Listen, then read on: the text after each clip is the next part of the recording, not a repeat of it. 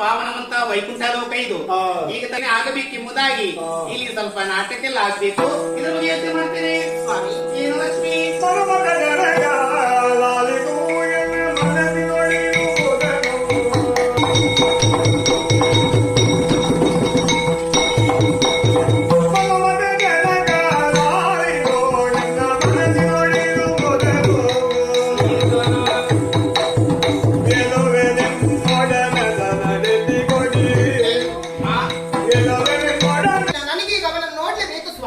ಬ್ರಾಹ್ಮಣರ ವೇಷ ಮಾಡಿಕೊಂಡು ಮುದುಕ ಮುದುಕಿಯಾಗಿ ಹೋಗೋಣ.